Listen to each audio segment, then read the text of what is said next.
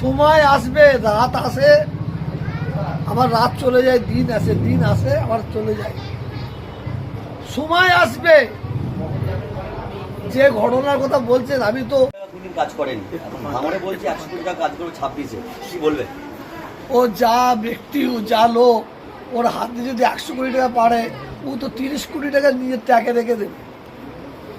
ও তো 30 কোটি টাকা, হ্যাঁ, 10 করে 100 কোটি হয়, ওকে জিজ্ঞেস করবেন তো কটা শূন্য বসালে, কটা শূন্য বসালে 100 কোটি হয় জিজ্ঞাসা করবে। আর 100 কোটি টাকা ও কি খরচা করবে? ও তো জীবনে খরচা করেনি, ও তো নিয়েছে লোকের কাছ থেকে। আপনি ভাঙড় এই ক্যানিংয়ে চলে যান না, যে বুঝতে পারবেন কত মানুষের মানে চোখের পানি ফেলে। এইটা প্রত্যাহার না করলে আপনার কি বৃহত্তর আন্দোলনে লাগবে? চলছে তো আন্দোলন, চলছে পন্ডামে, থানায় থানায় চলছে। কতটা সাকসেস হবে আমি জানি না। মিয়া বিবি যদি রাজি থাকে, এই বাংলায়, এই ভারতে অনেক কিছু হবে। আর কিছু খোলাখুলি বললাম না। কিছু বুঝতে পারছেন? মিয়া বিবি যদি ভেতর ভেতর মিল থাকে, বুঝতে পারলেন? মিয়া বিবি যদি ভেতর ভেতর মিল থাকে, তাহলে বাংলায় আরো কিছু হবে, তার বিচার পাবে।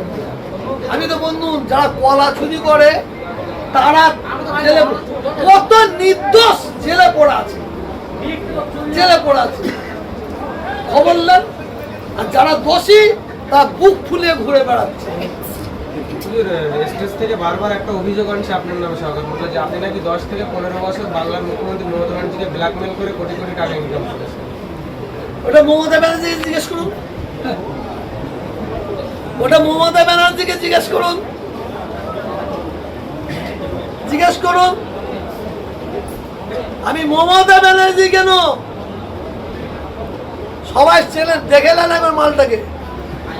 সারা পশ্চিম বাংলার কোন মন্ত্রী, এমএলএ, এমপি কোন মায়ের লাল বলতে পারবে না তোহা হুজুর